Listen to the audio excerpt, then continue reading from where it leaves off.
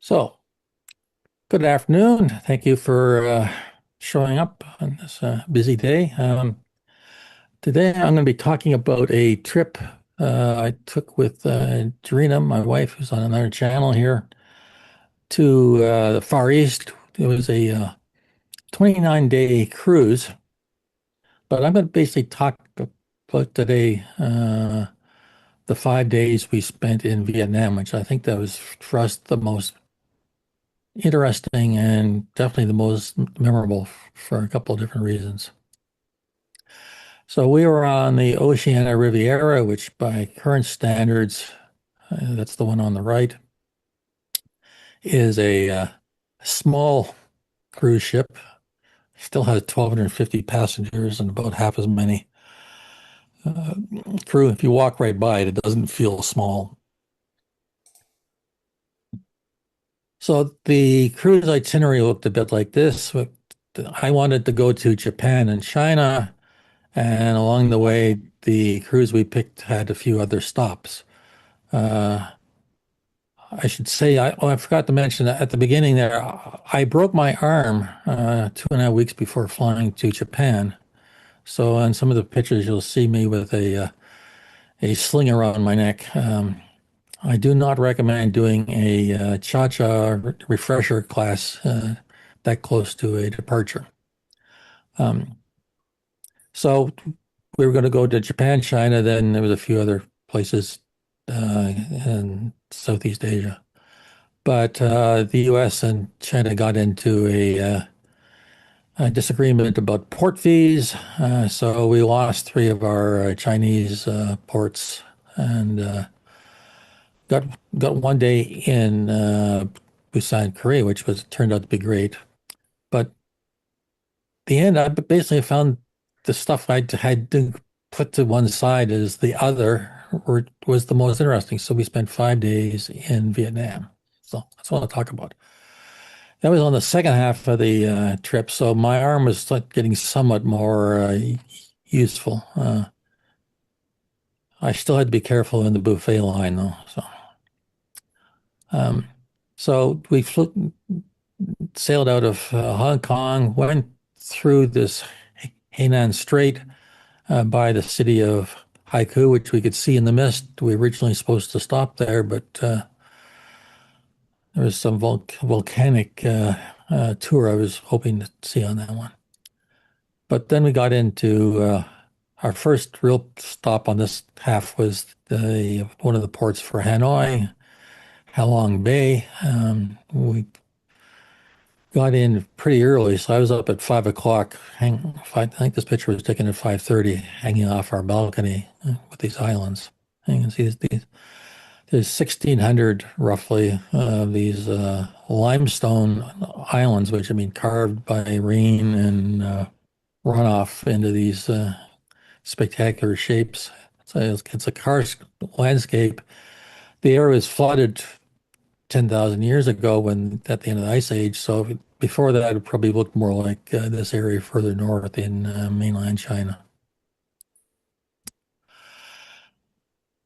What I wasn't expecting was being mostly interested in the boats we were going by. There was all sorts of freighters moored out amongst the islands and smaller ships coming out to service them. They reminded me a lot about the barges we'd seen on the Rhine. Very little freeboard. It wouldn't take much to swap them. It wasn't clear at the time what they were loading, but we've since learned it was most probably coal, could be a bit of limestone, sand, or wood chips for going to a pulp and paper mill in China. There was also a lot of passenger tourist boats were sort of moored out of the way. It turns out we were not there in the peak season. This is October last year. The tourism seems to be geared to the Chinese calendar.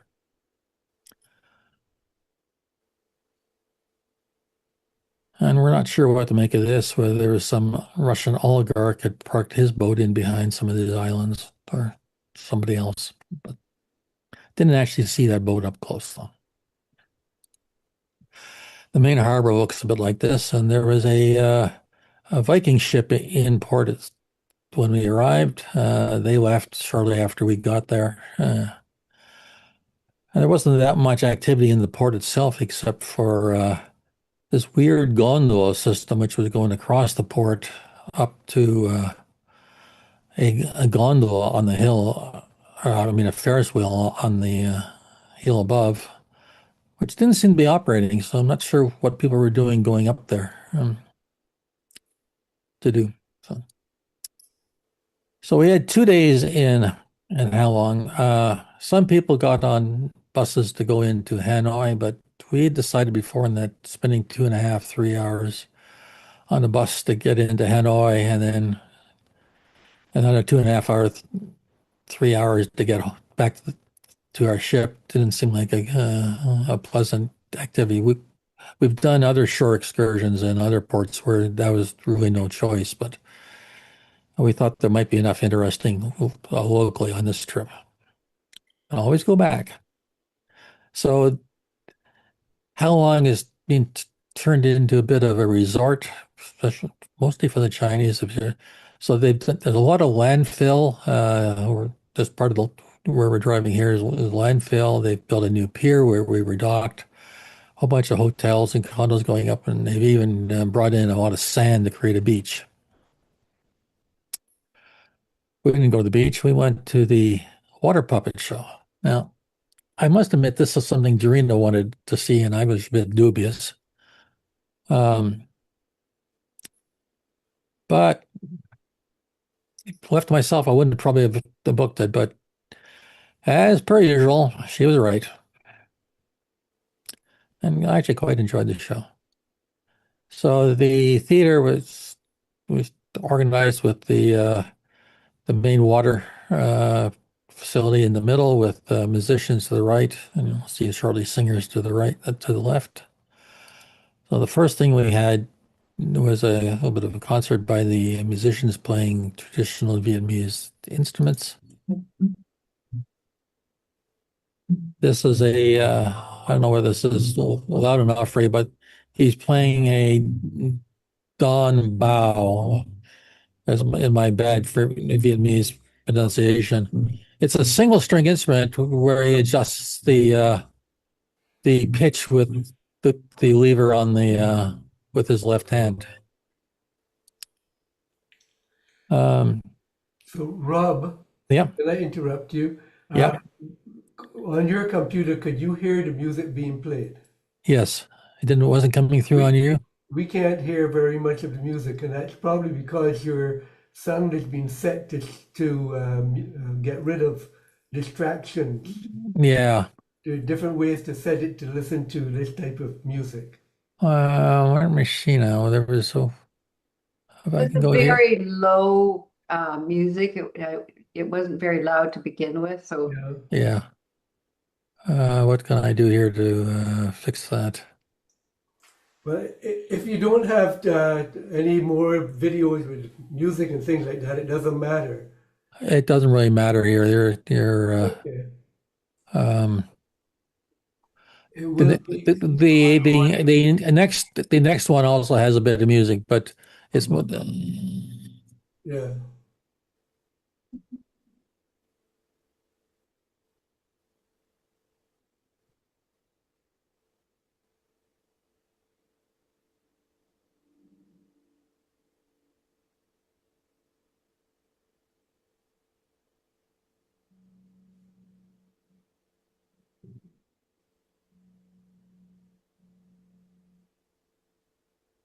I guess the next one here. But anyway, after the dancing went on pretty quite a while, and there was they gave us a plate of food and things like that, or fruit as a welcome.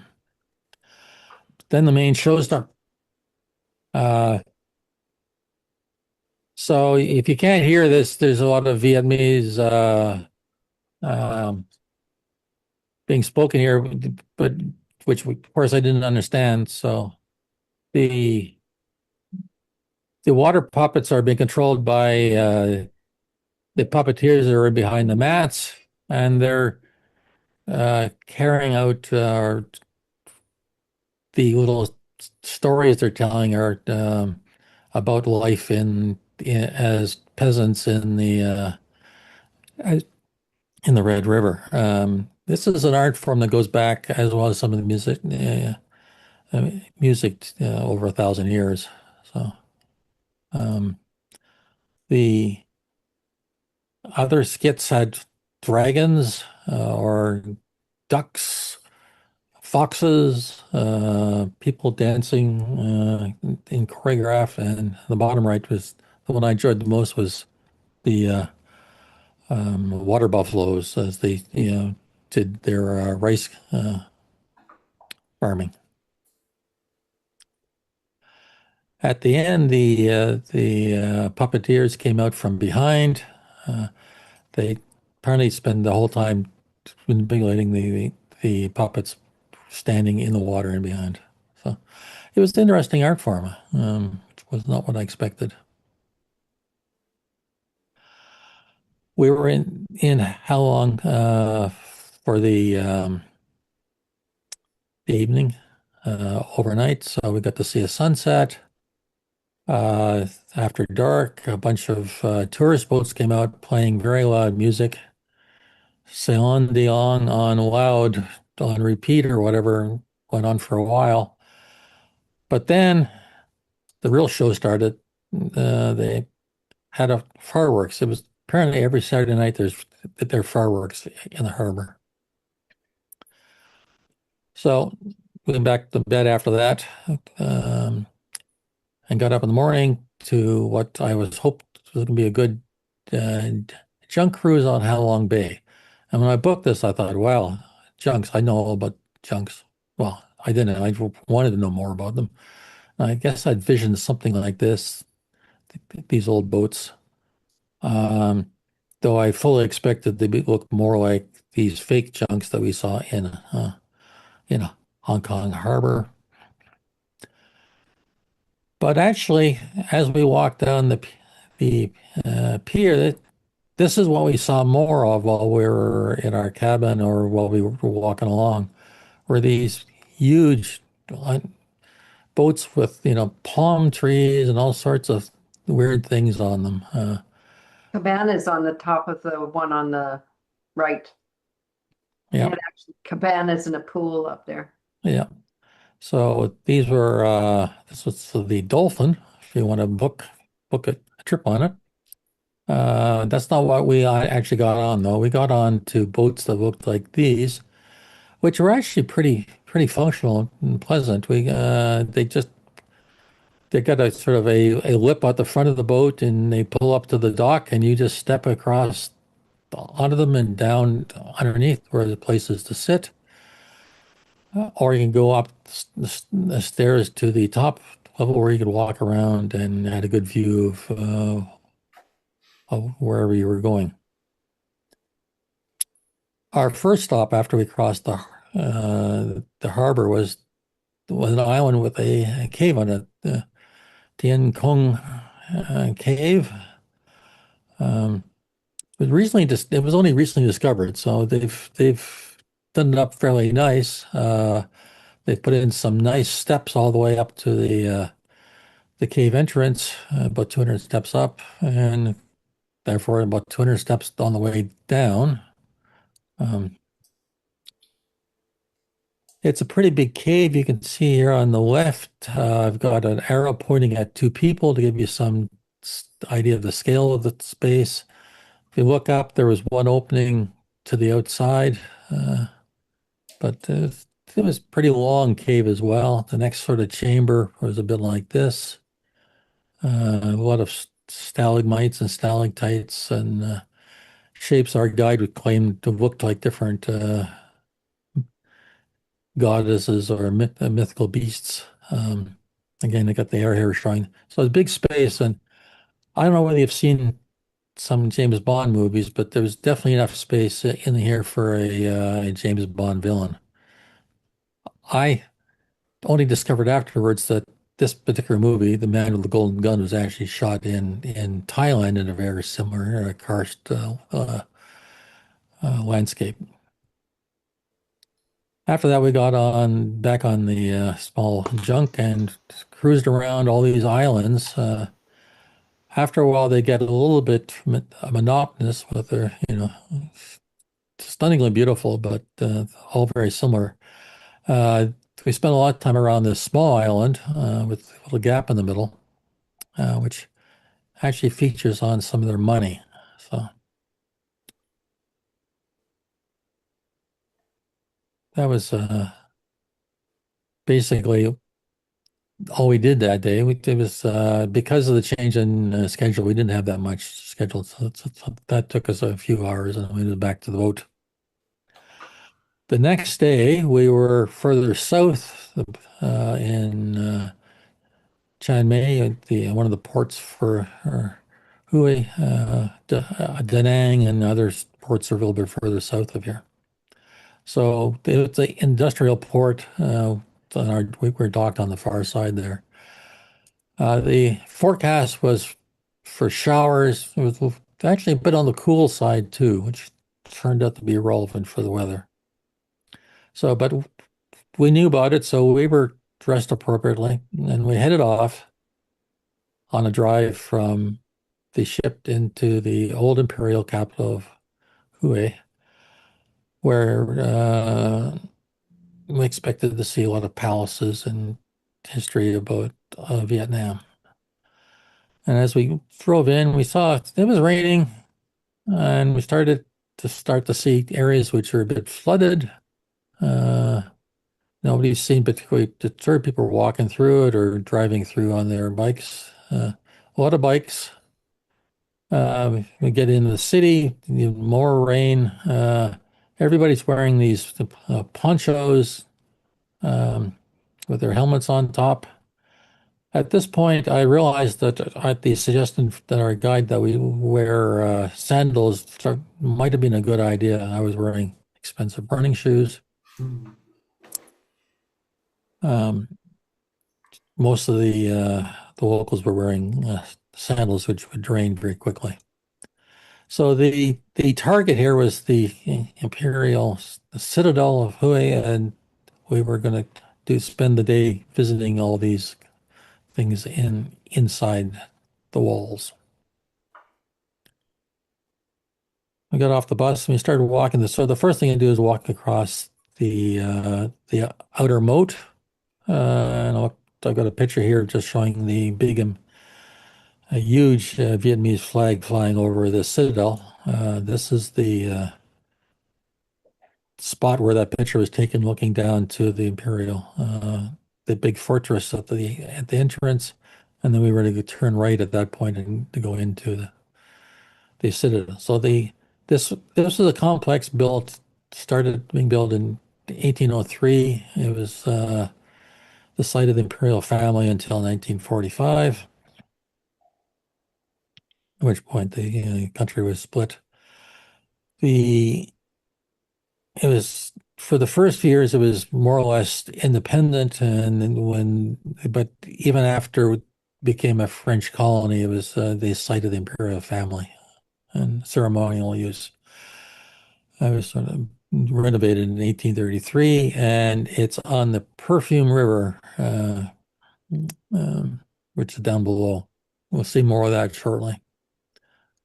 So we got the first way. I have to go in through the outer gate, outer wall, and going to go through this Nan gate, which is fairly narrow, and I don't know if you can see it here, but there's water in the gate. So our guide put us on rickshaws to take us through the deeper water that were in the gate, and there's Jerena in her fashionable poncho, which the guy gave us. It was raining hard, and Over she had her. top of my raincoat and with my umbrella. It was raining, but have a look at my shoes. This comes up later on. My special shoes that I bought for this trip because I knew it would be raining, they're built like little gumboots. Keep your feet dry. And very cute. So this is our group. It was a private tour off, not done by the cruise ship. There was eight of us for this part. One couple had to skip the day because the husband had some eye problems, which turned out to be he went to the hospital in Da Nang and it was diagnosed as uveitis and got a treatment. He was able to rejoin the ship, which was fortunate. So the next gate we had to go through was this big fancy one, the non-Mon gate, or noon or meridian gate or something it's called. Again, we'd gone through over one water feature. We have more water to go across here. And we went through that. And then inside that, there was a big open area, again with more water uh, structures. And I thought this gate was interesting because not because of what was on top, but because the posts were intricately carved into various shapes. So the main thing we wanted to get to first was the Tai Ho Palace, which is in the distance there. Fortunately, we're not allowed to take photographs of it, but so I grabbed this off a tourist website. And we were sort of, it was very red and very golden, and we were getting a lecture on the history of the first six emperors who built the complex when our guide got a phone call. I guess he got something saying like this, but in essence, he turned around and said, "We have to get out now."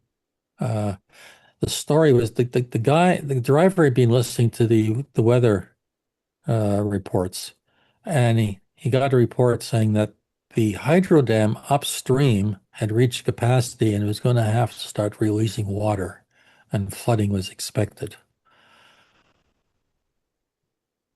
It's a good thing he was listening because it flooded and we had an adventure getting out. So our guide transformed into this, amiable, history guy to uh, a drill sergeant, a quick march, down here, up through this door, out we went. So we got where the top lift arrow is, and we had to get all the way through the water, which was rising as we walked through it to the first gate here. And when we got to the gate, this again is a picture from a news site, Vietnamese Times, showing the gate sometime later. At the time we had to get through it, the river was about this level, but the inside wasn't, and there was a very strong current going through, several knots. So I'm not good at estimating that. I had a walking stick like this person in the middle, so between my two functional legs and one arm and pull, I was able to get through. But that meant I had to leave Jerena behind. Thanks a lot. And he Yeah, did. well. So I wish I'd been a hero like my father was and carried her out across the water, but unfortunately I didn't. No, he left me in the middle of that tunnel. And fortunately, the guide and one of the other men was behind me, and they yelled, "Stay where you are, we're coming for you." They reached me, we linked arms, and we shuffled our way through where that last blue person is coming through. We shuffled through there. And on either side, inside the tunnel, there's a little overflow ledge about 6 inches. Twice I accidentally stepped off the ledge, and the other men had to pull me up and keep me safe. But we got out of there. We were soaked, but we got out of there. Okay. And So that's my shoes. so we got back to the bus pretty quick. I got on the bus as quick as we could, and the driver was, wasn't gunning the engine, but he probably could thought about it. But But we couldn't go anywhere until I had to take my shoes off because remember I said they were little gum boots? They were full of water. So I had to dump the water out before I could get on the bus. Anyway, there was a bit of a traffic jam. At one point, one of the policemen at intersection motioned us to go down a parking lane on the wrong side of the street to get by some traffic, including by two trucks full of Vietnamese army guys. So they are obviously concerned about getting the tourists out safely. And it worked. We eventually got back. It took a very long time to sort of avoid flooded out areas. Our driver was from the city, so he knew his way around. But not everybody was so lucky. You see the car on the right's really having a lot of difficulty moving against the water. The van on the left, the driver got out. He knew our driver, but he had stalled and he had a van full of tourists, but we weren't able to help. They were from somewhere else, and we were full anyway, so we left them behind until we got back to the boat. So while we were drying out, I went online just to get to see what ever happened. This is the flooding roughly what it looked like when we were coming through. This is later in the day. The city got over a meter of rain in 24 hours. There was one spot up in the hills, we got 1.7 meters. Well, what had happened, there was a tropical depression which ran into a cold air mass. We'd been in fairly cold air, and that mass the depression ran over top of us, and with some high level winds just dropped a ton of water. So you can just, in some of these pictures here, you can see just how much, what it looked like. And here's the river, and you can see the water is going all the way in. So the water in the city apparently was up to half a meter to 1 meter on the streets. So we were lucky to get out. And the guide was so apologetic about not showing us anything, but we kept on saying, "Thank you for getting us out. We had the adventure of a lifetime." Well, probably not that bad, but it felt like it at the time. Well, it's of our lifetime for sure. It seems that this has happened a few times to the city, so there wasn't. It was a record for them, but not the only time they've been ever flooded. So we had a day off to dry out,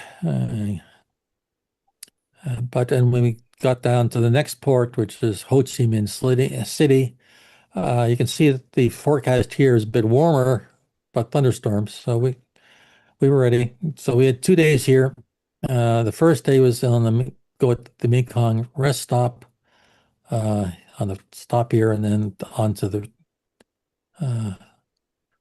the Mekong. I hadn't realized that Saigon or Ho Chi Minh City wasn't on the Mekong. It's actually on the Saigon River, a separate river.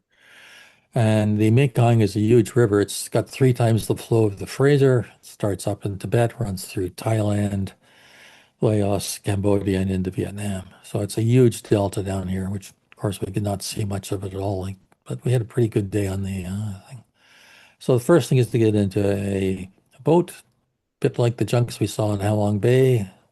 They gave us fresh coconut. We could drink the water out of it.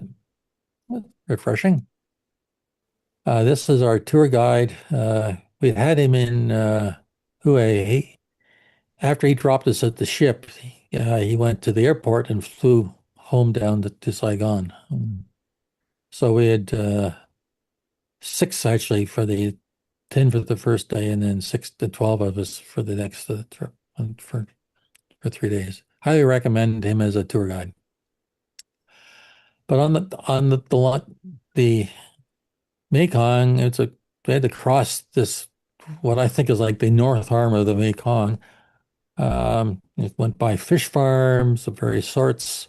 There was floating vegetation everywhere, water hyacinths, some commercial traffic. And eventually reached the other side into some one of the islands, and we went into this narrow channel here to reach a a landing point. Along the channel, there were all these this vegetation. It turned out to be nipa palms, which are a palm that grows along waterways like this. Most of the trunk is underwater, or I mean under the ground, and then shoots up every once in a while with these fronds like this. And they like to keep them there because it stabilizes the soil. We got off and started walking along these paved or pavements through the vegetation, past houses, some of which were a bit dilapidated, some looking pretty nice.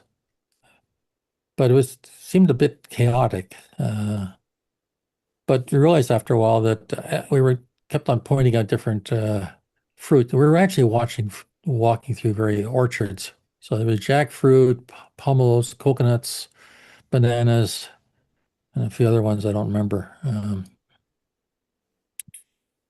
Eventually, we got to a bigger path where we got onto tuk-tuks. Uh, they look a bit like the one here. So I don't know whether we had the one with the good tuk-tuk or not, but it didn't have very good suspension, and we got bounced along for about 10, 15 minutes as we went down the island.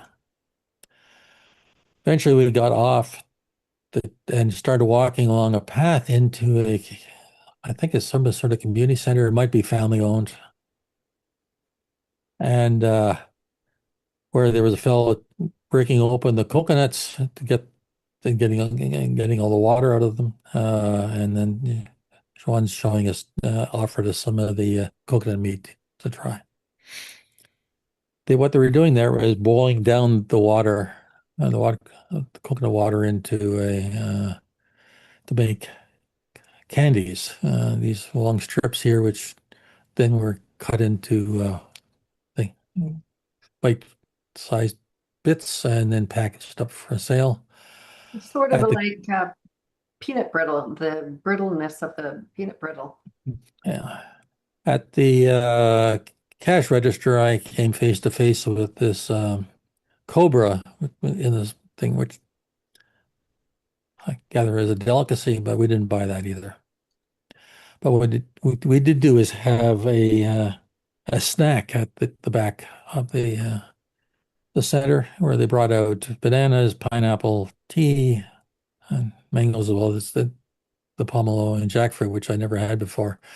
And combined with lime is actually a very Vietnamese thing to do. After that, we got into a different sort of mode of transportation. Went back to the drainage canal or whatever it was, and we got onto a sampan, which a bit like this one here, where I saw out on uh, the main channel. Jerena was sitting in front, looking happy. I'm sitting in behind her, scared out of my mind because I thought I was going to tip the boat over when I got into it. And we went down this channel for probably a kilometer or so. There was a pretty good current, which I suspect had to be tidal in nature. Um, oh, so we got off to another spot.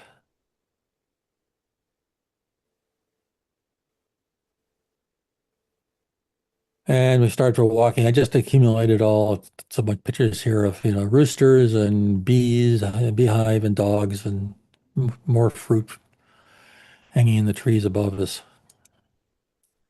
Eventually, we came out to the main Mekong, the north arm of the Mekong, so to speak, where we went into a fancier restaurant where they had some fish, deep fried fish on plates.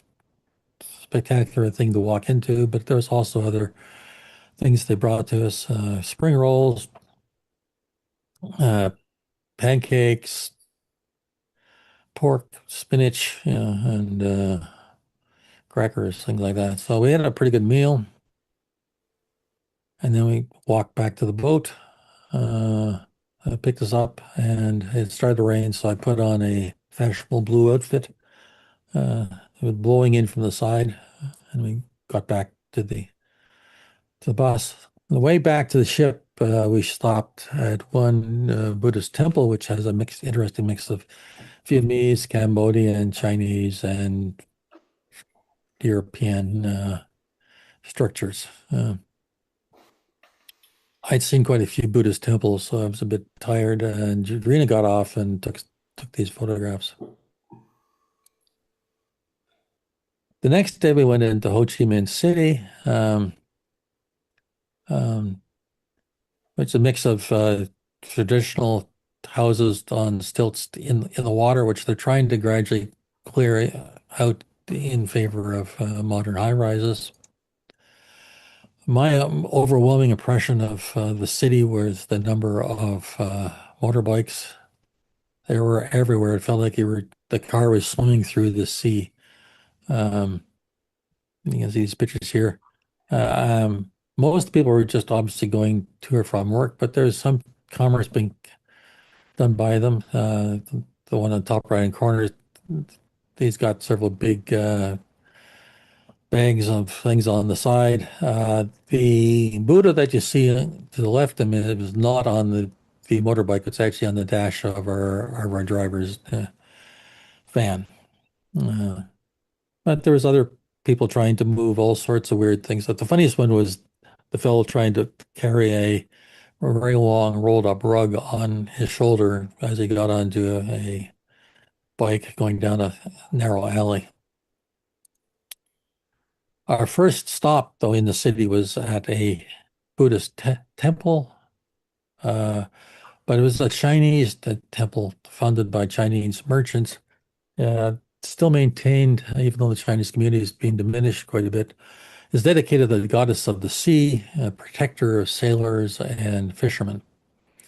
I was quite interested in all the incredible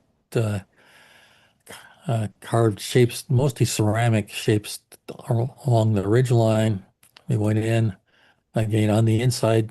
The whole inside was decorated with more decorations, and there was also places for you to buy and burn incense. So you can either buy single sticks or these very long-lasting coils, which apparently can last a couple of days. I didn't buy any incense, and it wasn't that busy that early. We were still pretty early in the morning, so it wasn't too smoky in there. Afterwards, we went outside and got onto some rickshaws, or pedicabs, what you want to call them, and then went for a drive through over quite a good area of that part of the city. But you can get the video shows you some of the sense of just how much we were sort of surrounded by this sea of bikes.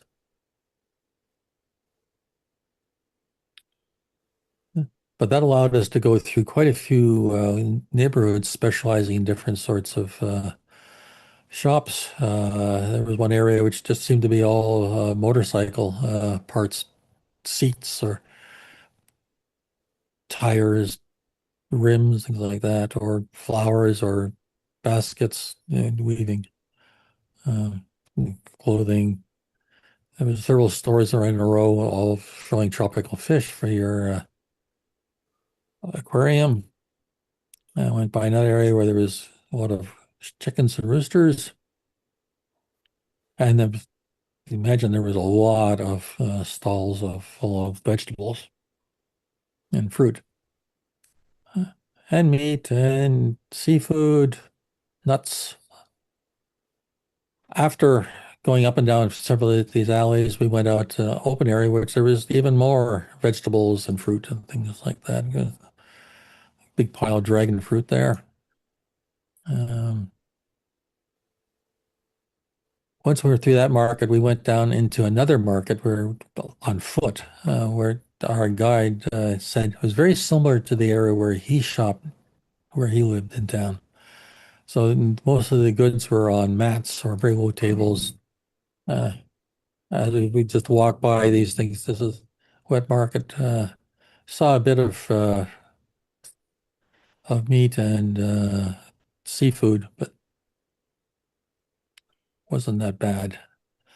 After seeing all this stuff, we had a little break for coffee and toilets in the coffee shop here, and then we headed to the War Remnants Museum. Um, the War Remnants Museum is called because they have a lot of American war material, weapons left over when the Americans left Vietnam. The Vietnamese don't call the Vietnam War the Vietnam War; they call it the American War. Of course, they've also had a lot of wars with the Chinese and their neighbors, as well as the French and the Japanese. So they have a long history. We didn't have a chance to see all. There was like, was it 8 rooms or 12 rooms in the? We went into two basically, and one of these ones had a couple pictures, which I recognized from shown that were shown in the West of the war. So it was interesting to link up the history.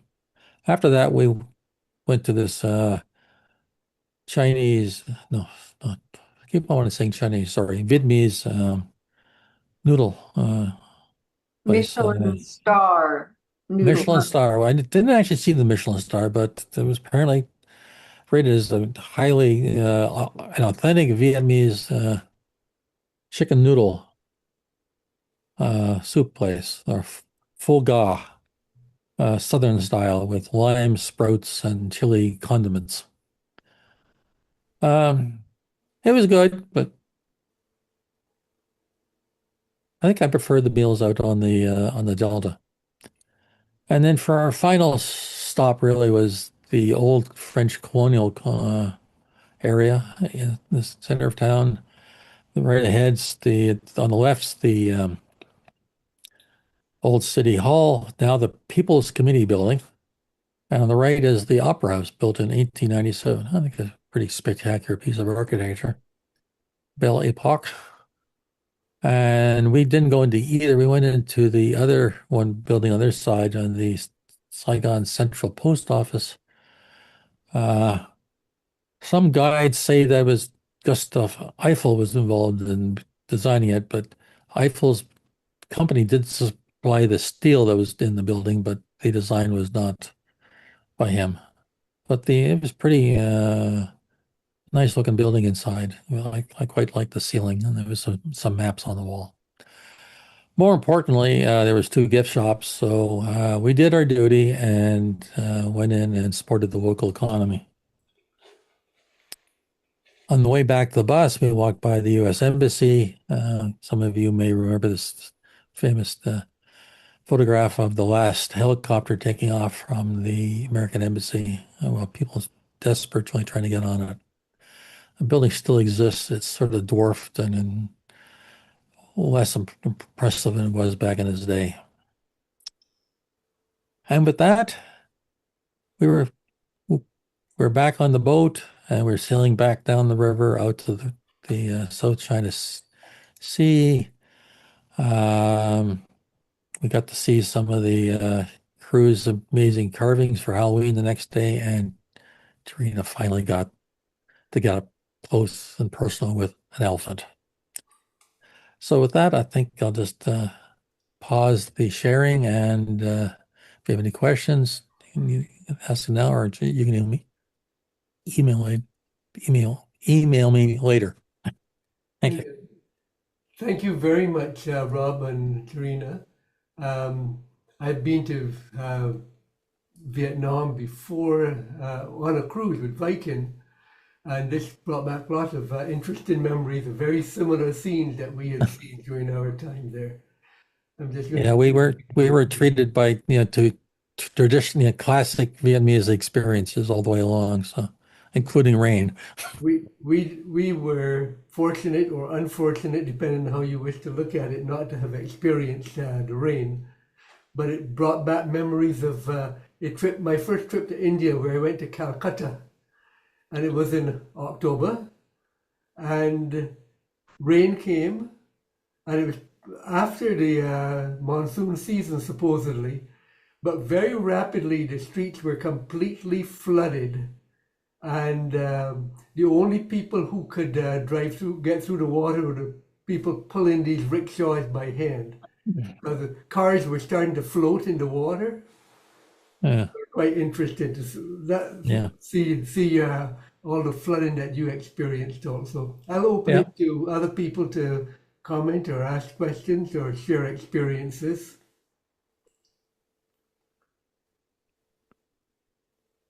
Well, I can contribute that Canada is leading 3-0. Wow. Whoa. Oh, good. Um, but I do have a question, Rob, if I may. Yeah. Oh, Were yeah. the majority or even all of your on-land excursions in Vietnam arranged by you? And if so, how much in advance did you have to do that? Um, the two excursions in Halong Bay were through the ship, and we booked those months in advance. The other one was organized by somebody on Cruise Critic. Okay. Um, I I prefer the when we can to do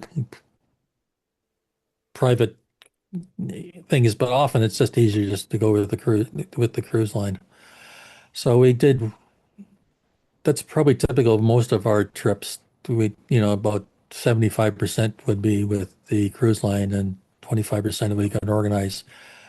Or I haven't actually organized any myself. I usually just sort of look for somebody who is looking for somebody to get their numbers up to get the price down. So And you because do that the on, third party ones are often better and half the price. So and you find Cruise Critic is useful for doing that? it feels like it's dying, frankly. Um, I gather when I first started using it was like, but almost 10 years ago, and there seemed to be a lot more activity organizing shore excursions. Okay. Um, but if anybody's got any other idea of where to, hook up with people, would appreciate to know. I think it was on that cruise that they told us that they were going to shut it down. The people who organized it and set up the idea of Cruise Critic were stepping back, and they said if someone else wants to step in and monitor it, that was great, but otherwise they were stepping back, which would have meant the collapse. So it may or may not be around even now. It's still operational. So we were on a cruise and ended up in Buenos Aires recently. Decided we were not going to do one of the Viking tours and wanted to do our own private tour. And I just went on to TripAdvisor and looked TripAdvisor Buenos Aires private tours. Yeah. Whole pile of them came up ranked in order of what people had felt about them. And we picked one of these that was available for 2 days later, frankly. And it worked out beautifully. Yep. The one we did in Kobe to go to Kyoto, so I got that one through Asian Shore Excursions dot something or other. I can't remember what it was, but it was excellent too. Small. The nice thing, it's almost always a small group. Right. So I find sometimes the big groups, unless you stick close to the guide, you don't hear anything. So We had that problem a few times yeah, on yeah. this I cruises. remember going through uh, Pompeii, and it was like there was a guide, but it was like he was in the next house, and it's like trying to get to it. So I think Richard could comment, but certainly on the Viking cruises, when we have even busloads of people going on one of their tours, they provide these boxes, voice boxes, that you don't have to be next to the guide to hear what the guide is saying. You can stroll Yeah, around We And got still that hitting on a bus tour in Hong Kong. They gave us those. it. Right. They didn't work at all. And I tried to say they're not working. And No, she was, no, no, that was a different system. That was the oh, basically a that's the hop on, hop hop on, hop. off bus Right. system. But the one in Yeah, St. they Petersburg was fantastic. Yep, but that was not that was an Oceania. That was a Russian tour group. Mhm. Uh, so Okay. Well, again, Rob and Jerena, thank you so much for this presentation. Um, we still had quite a few people, about 20 people joined us, which was good considering that they could have been watching or attending a football game at this time. well, some of them don't have their cameras turned on, so You never know what they're doing, that is true, but they're here. I oftentimes timeshare during Zoom meetings. Yeah. So our next meeting and the last one for the up until after the summer is going to be on July the 16th. I hope we're not in conflict with any still of any World Cup games. And Andy Eisen is going to talk to us about his experiences in the past in Pakistan. Well, which should be an interesting experience. And I'm not sure how many people have been to Pakistan. I'm not sure how many people wish to go to Pakistan, but we can listen to what he has to say, what he experienced. Thank you all for attending. You can go back and watch the end of the soccer game or football game. And we'll see you hopefully in a month's time.